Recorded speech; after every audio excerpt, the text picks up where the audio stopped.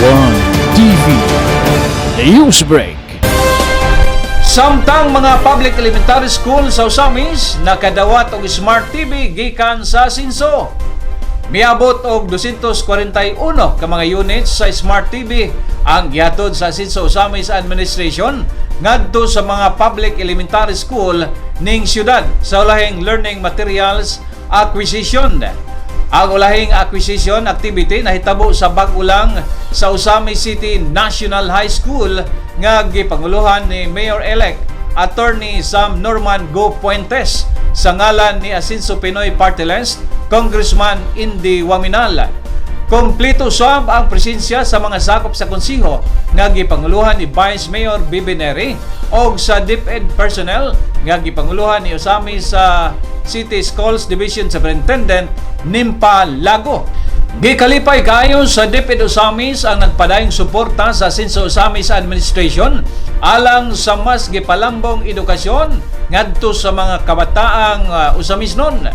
Nagkanayon si Mayor-elect Attorney Sam Puentes nga gituyo sa Asinso Usamis Administration nga Smart TV ang ipang-isyu ngadto sa mga elementary o integrated school sa rason nga gamit kayo kini kung mukuha og learning items ang mga magtutudlo sa internet.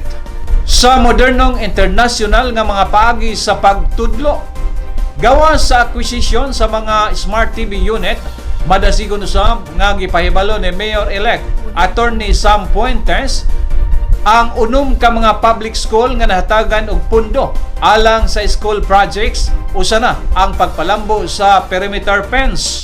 This TVs to the grades 3, 4, and 5. And puhon-puhon na po, ato na po na siyang i-update, i-level up na sa nato ang necessary educational materials, especially kani when it comes to technology, modern technology, mga adaptation nato sa ato ang classroom. Because lagi, we are focused on maintaining the standard and achieving a high standard para sa ato ang mga learners. We would like to acknowledge the entire efforts sa ato mga kinahusgan ng mga district supervisors, sa ato mga principal, sa ato mga superintendent who are working hard no nanikamot yun na we can come up with a high standard of education. So in behalf therefore of our City Mayor, Attorney Henry Indy Waminal Jr., our Congressman-elect also for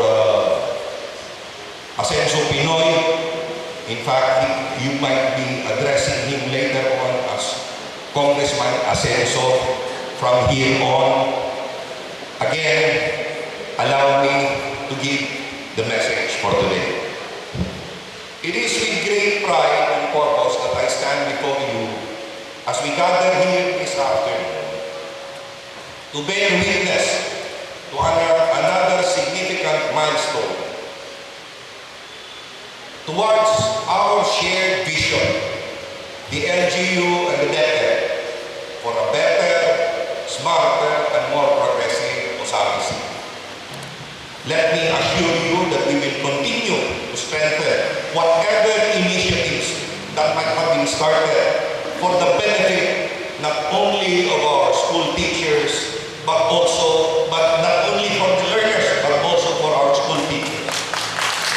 We will further invest in the future of our youth and support our hardworking teachers. We will continue to use local funds transparently and responsibly to ensure that every public school in Usamis City has the presence and the support of the City of Usamis. One TV News Break.